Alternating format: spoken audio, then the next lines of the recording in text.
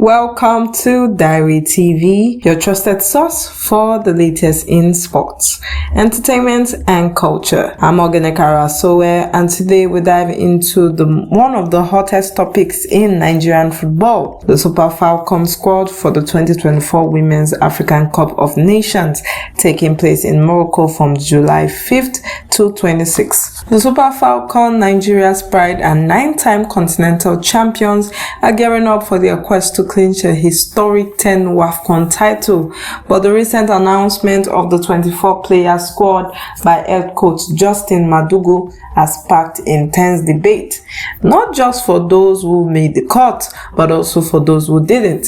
7 notable players were left out of the squad, and their omission have set social media ablaze, with fans, analysts, and even players expressing shock, disappointment, and hope.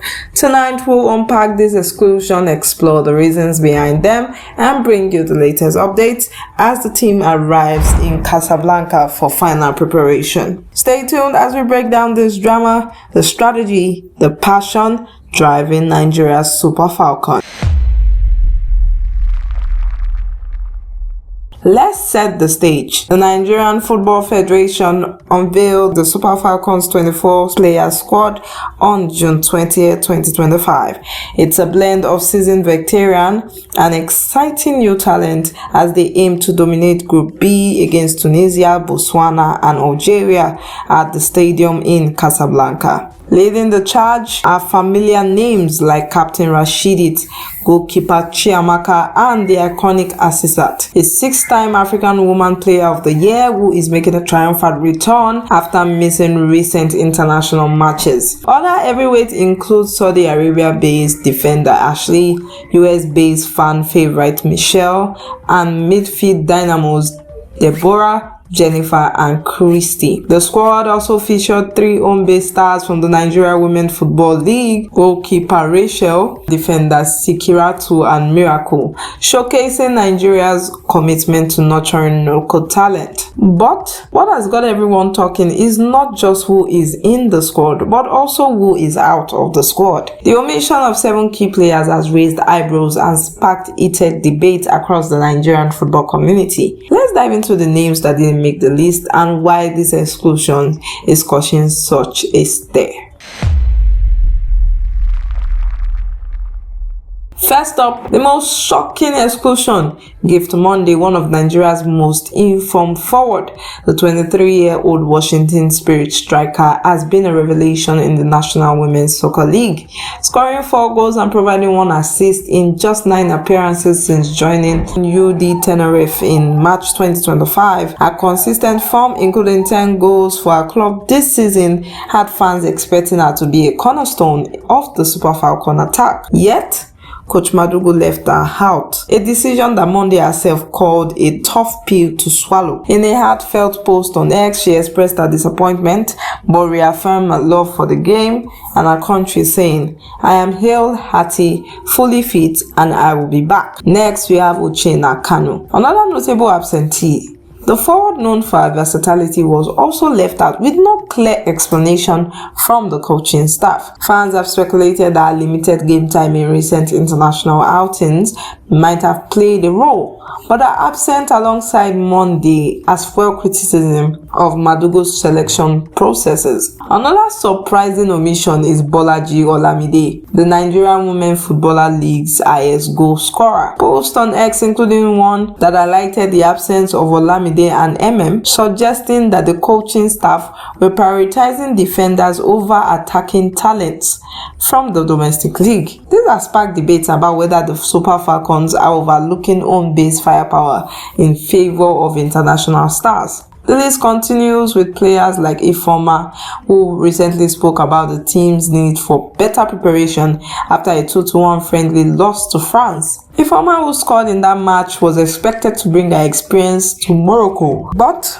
was surprisingly excluded. Similarly, Esther Flourish and Okpeyemi, who featured in the 2023 WAFCON qualifiers, also didn't make the final cut, despite their contribution to Nigeria's domestic and youth setup. Coach Madugu has defended tough calls, citing CAF regulation that the limit to the squad is 24 players. At a media party in Abuja, he said, "These players are all national assets. Leaving anyone out is painful.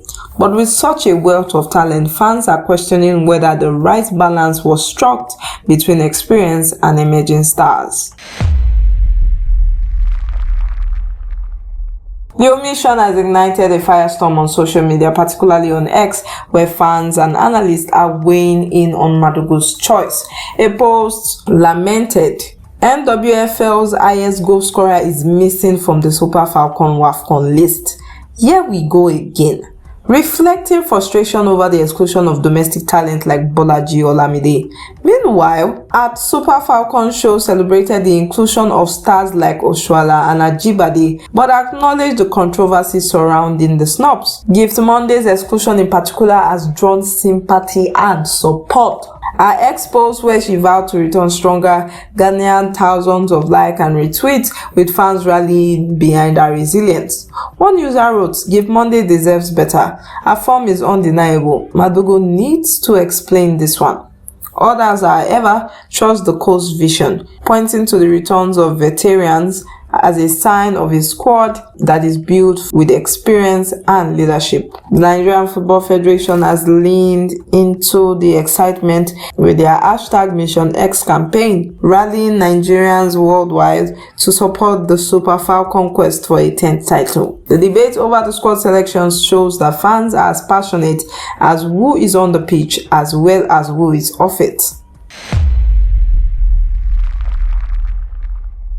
As of today, the Super Falcons have touched down in Casablanca, Morocco, to begin the final preparation for WAFCON 2025. 7 players, including Asisat Michelle, Deborah, and debutant Chioma Okafor, has arrived early to settle in camp, with the rest of the squad joining after a goalless friendly draw against Portugal on June 23rd. This match, followed by another friendly against Ghana Black Queen on June 29, is designed to sharpen the team's competitive edge before their opening B match against Tunisia on July 6th. The inclusion of 11 debutants, including 20-year-old Chioma Okafor, a Malawi-born forward who is playing collegiate soccer in the US, signals Madugu's intent to blend youth with experience. However, the absence of players like Monday and Kanu has led to questions about the team's attacking depth, especially against strong opponents like Algeria,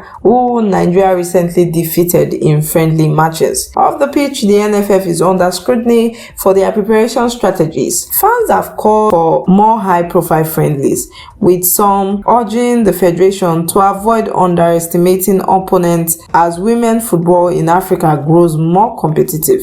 The Super Falcons' 4th place finish at the 2022 WAFCON, and their penalty shootout loss to England at the 2023 FIFA Women's World Cup have only heightened the expectation for redemption in Morocco. As the Super Falcons prepare to soar in Morocco, the omission of players like Gift Monday, Uchenna Kanu, and Bolaji Olamide serve as a reminder of the tough choices coaches face in the pursuit of glory. With a record 9 WAFCON title, Nigeria remains the team to beat, but with the rise of teams like South Africa, Zambia, and even Tunisia, it will mean the road to a 10th crown won't be easy. The controversy over the squad selection has only fueled the passion of Nigerian fans, who are ready to rally behind their team. Will Coach Madugu's gamble on experience over informed youngsters play off? Can the Super Falcons silence the critics and reclaim the crown? Only time will tell, but one thing is certain: the eye of a nation and a continent are watching. Join us next time on Diary TV as we bring you live updates from Morocco, exclusive players interview, and expert analysis on the Falcon WAFCON journey. I'm Uchenna Kanu, and this has been your deep dive into the latest in Nigerian football. Until next time, keep soaring.